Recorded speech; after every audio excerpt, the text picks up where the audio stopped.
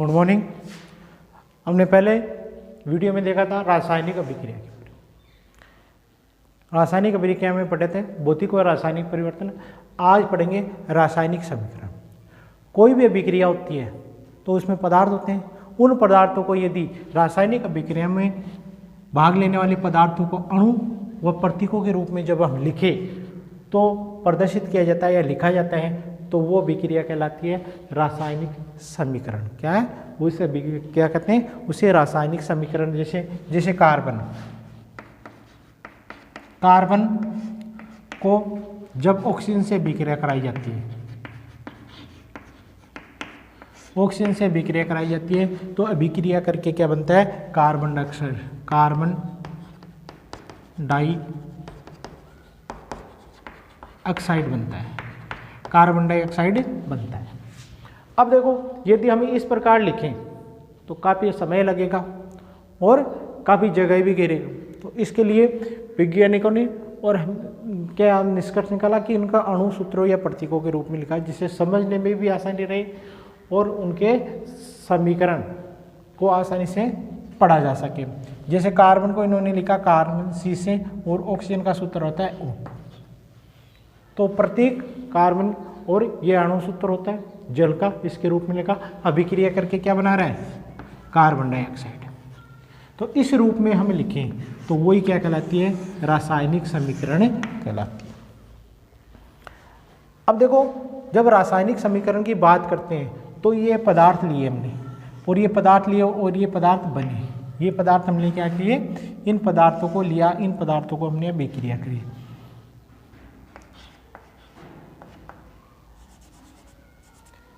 अभिक्रिया में शामिल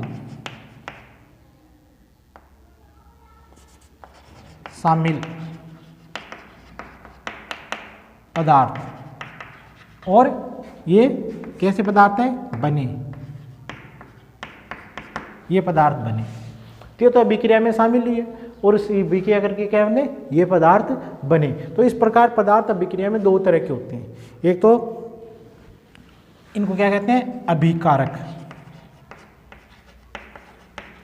अभिकारक, या कहते हैं इनको क्रियाकारक। क्या नाम है इनका? क्रियाकारक, अभिकारक, क्रियाकारक, या इनको रिएक्टेंट यानी अभिक्रिया में भाग लेने वाले। तो क्रियाकारक वो पदार्थ हैं जो अभिक्रिया में भाग लेते हैं, यानी क्रिया के पूर्व जो पदार्थ होते हैं वो क्या कहलाते हैं? अभिकारक। यानी वे पदार्थ जो रासायनिक अभिक्रिया में भाग ले वो पदार्थ क्या कहलाते हैं? क्रियाकारक या अभिकारक या रिएक्टेंट कहलाते हैं। अब जब ये अभिक्रिया होती है, भाग लेने वाले पदार्थ क्रिया करते हैं तो क्या बनाते हैं? नए पदार्थ बनाते हैं या नए पदार्थ बनाते हैं। इनको क्या बोलते हैं? उत्पाद, प्रोडक्ट, उत्पाद, या इनको बोलते हैं क्रियाफल, या हम बोलेंगे इनको प्रोडक्ट। तो प्रोडक्ट क्या है? अभिक्रिया के होने के बाद बने पदार्थ, अभिक्रिया होने के बाद बने पदार्थ, अभिक्रिया होने के बाद बने पदार्थ को क्या कहते हैं? हम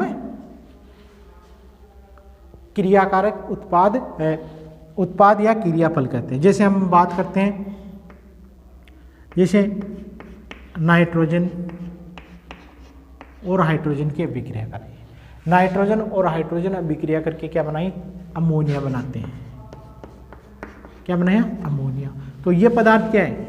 ये है क्रिया, अभिक्रिया के पहले तो क्रियाकारक, क्रिया के बाद नए बने तो ये क्या कहलाएंगे? क्रियाफल, या हम इनको कहेंगे उत्पाद, और यह करेंगे अभिकारक। क्या कहेंगे? अभिकारक। तो अभिक्रिया के जो पहले पदार्थ लिए हैं वो क्या कहलाएंगे? अभिकारक या क्रियाकारक। और अभिक्रिया के बाद बने उनको कहेंगे क्रियाफल या उत्पाद हम कहते हैं।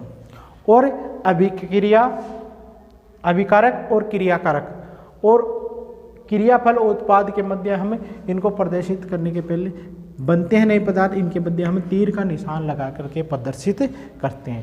यानी अभिकारक, क्रियाकारक और क्रियाफल, यानी क्रियाकारक से क्रियाफल बन रहे हैं तो हम क्रियाकारक से क्रियाफल की तरफ तीर का निशान बनाते हैं, जिसे हम मालूम जाता है कि अभिक्रिया किस ओर हो रही होती है, इस प्रकार प्रदर्शित किया जाता है। तो कुछ जब हम समीकरण लिखते हैं, रासायनिक समीकरण लिखते हैं, तो कुछ चीज़ों का हमें ध्यान रखना पड़ता है कि इस प्रकार हम रासायनिक समीकरण लिख सकते हैं। इसके बारे में हमें अध्ययन करें, कौन कौन से चरण हैं जिसके द्वारा हमें रासायनिक समीकरण लिख सकते हैं, क्या क्या चीज़ों का हमें ध्यान रखना चाहिए रासायनिक समीकरण को लिखते समय, ये चीज़ों का हमें अध्ययन करेंगे। विभिन्न चरण हैं उनका अध्ययन करेंगे। रासायनिक समीकरण, समीकरण को लिखने के चरण, कौन कौन से चरण?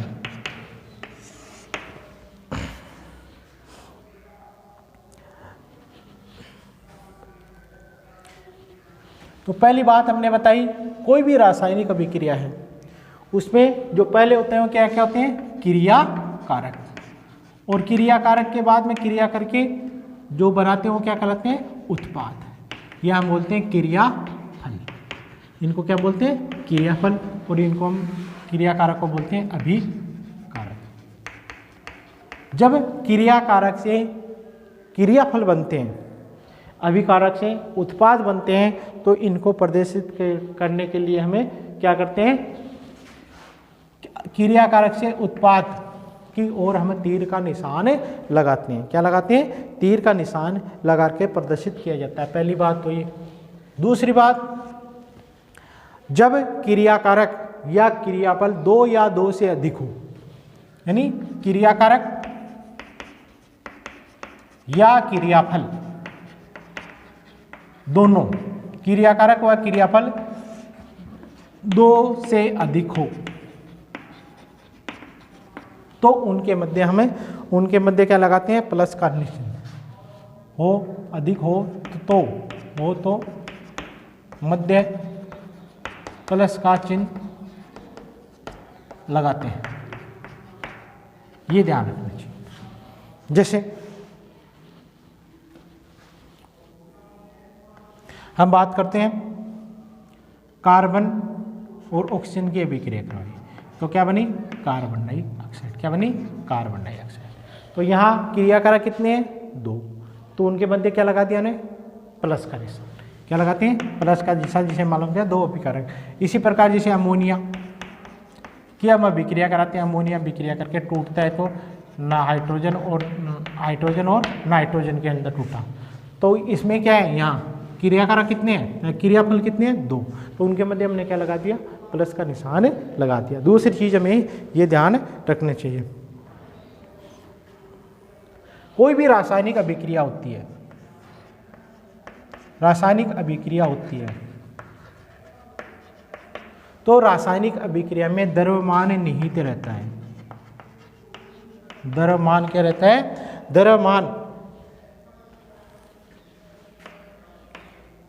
द्रव्यमान संरक्षण रहता है। इसे बोलते हैं द्रव्यमान संरक्षण का नियम। यानी इसमें कोई नए पदार्थ नहीं बनते हैं, नए पदार्थ बनते हैं यानी परमाणु की संख्या यानी द्रव्यमान संख्या में कोई परिवर्तन नहीं होता है। जो अभिक्रिया के पहले जितने परमाणु थे, अभिक्रिया या उत्पाद बनते हैं, तो अभिक्रिया में जितने परमाणु थे उतने ही परमाणु कितने होते हैं? उत्पाद के अंदर होते हैं। जैसे ये उदाहरण लेते हैं, तो यहाँ कार्बन की संख्या कितनी है? एक, और यहाँ भी कार्बन की कितनी है? एक। ऑक्सीजन कितनी है? दो, यहाँ भी दो है। तो अभिक्रिया क्या करते हैं? अभिक्रिया में अभिकारक और उत्पाद के मध्य परमाणु की संख्या क्या होती है? परमाणुओं की संख्या बराबर होती है। क्या होती है? बराबर होती है। यानी यही क्या है? द्रव्यमान संरक्षण का नियम है। न घटते हैं परमाणु न बढ़ते हैं। अब यदि हम समीकरण लिख रहे हैं, समीकरण लिखते हैं तो समीकरण को हम क्या करते हैं, समीकरण को संतुलित करते हैं।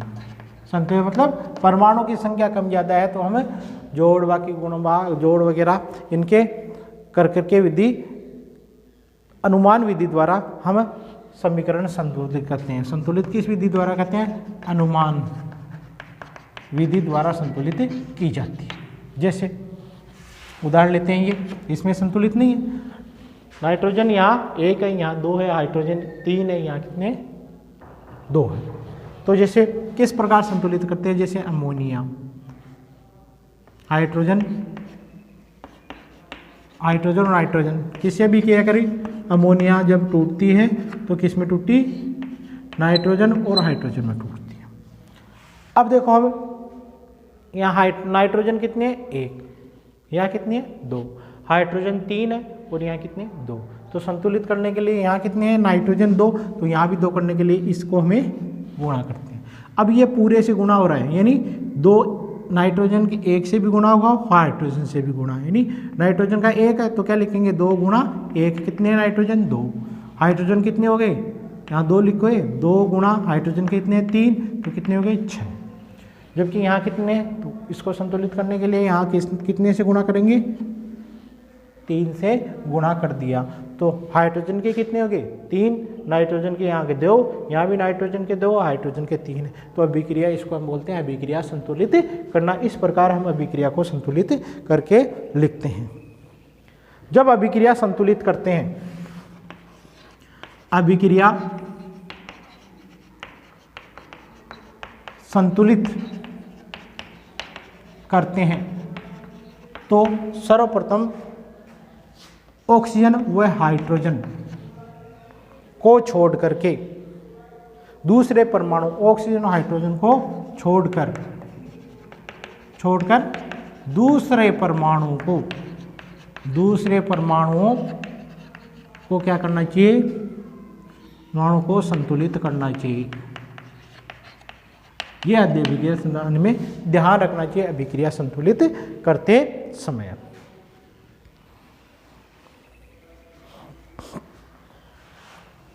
दूसरी बात हम देखते हैं, पदार्थ अलग अलग अवस्थाओं के अंदर पाए जाते हैं तो भौतिक अवस्था को प्रदर्शित किया जाता है। यानी जब समीकरण लिखते हैं हम भौतिक अवस्थाओं को लिखते हैं। अवस्थाएं कितनी प्रकार की होती हैं, ठोस, द्रव्य और गैस। यदि जलीय विलयन है तो उसको भी हमें लिखा, जलीय विलयन है तो उसको भी हम लिख सकते हैं। तो हमने सॉलिड तो किसे लिखते हैं, एस से, द्रव्य एल, लिक्विड, और ये क्या है गैस, और जी से लिखेंगे, और इसको ए क्यू के द्वारा लिखते हैं। तो इस प्रकार भौतिक परिवर्तन, भौतिक अवस्था को, समीकरण को प्रदर्शित करने के लिए हम उसके नीचे भौतिक अवस्था लिख देते हैं। जैसे बात करते हैं कार्बन की अवस्था में, ठोस में, ऑक्सीजन की अवस्था में, गैस में, कार्बन डाइऑक्साइड की अवस्था में, गैस में। तो इस प्रकार हम उसके नीचे इस प्रकार लिख देते हैं। अब ये 6 बातें थी, इसके अलावा और कौन सी बातें हैं आगे देखते हैं।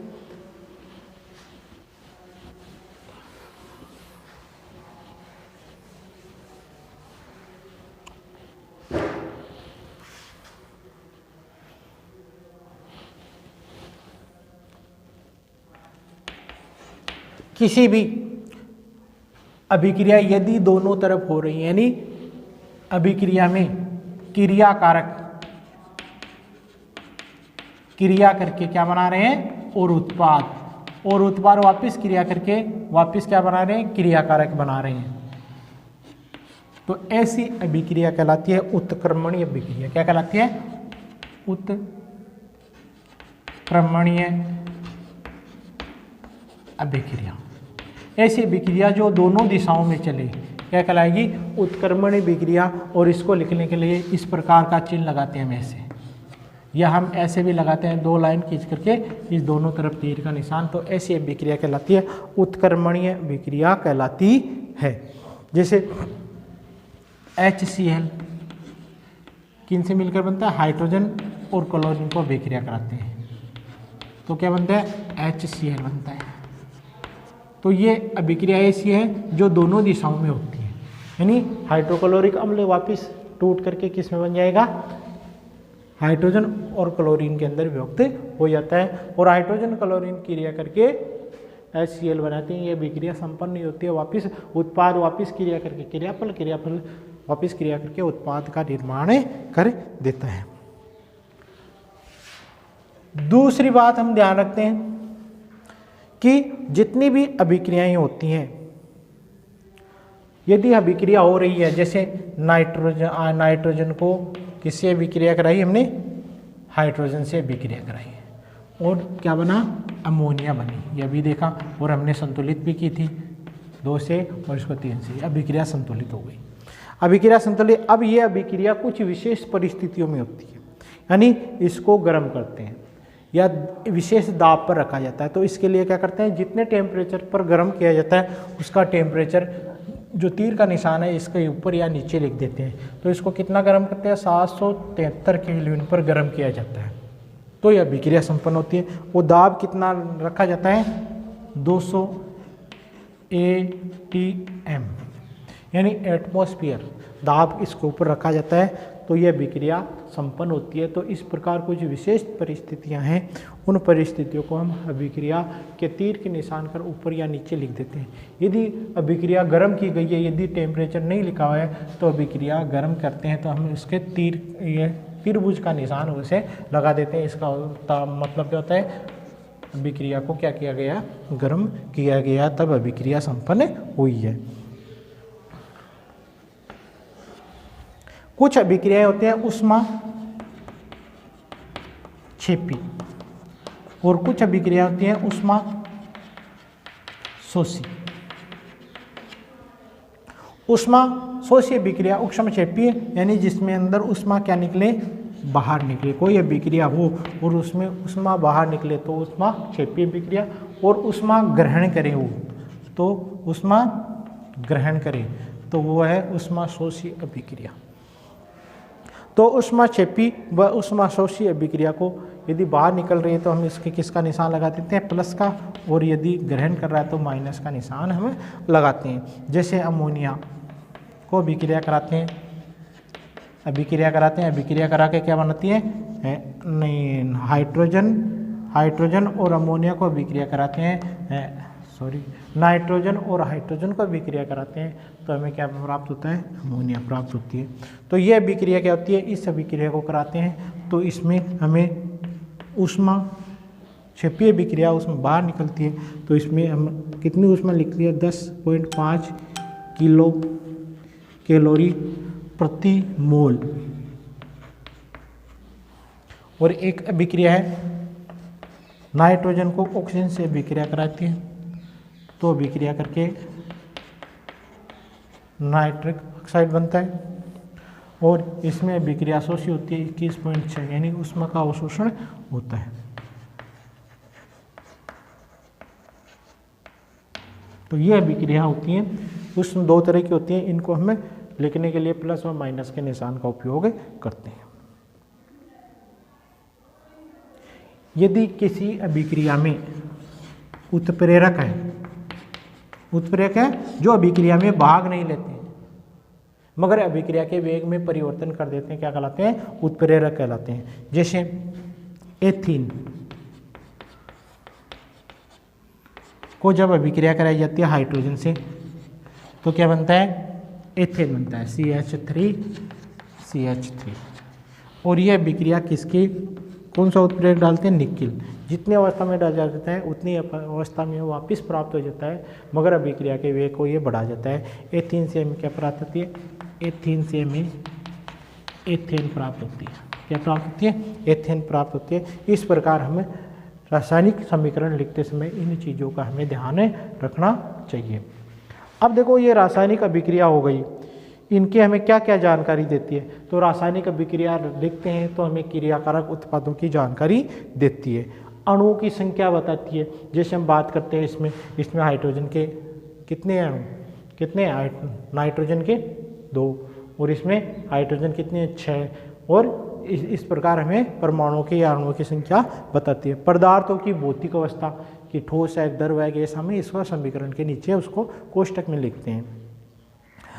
और विशेष परिस्थितियाँ, विशेष परिस्थितियाँ उसमें क्षेपी है, एक्सोसी है, या ताप कितना है, दाब कितना है, उत्प्रेरक कौन सा ले रहे हैं, इनकी जानकारी हमें देती है।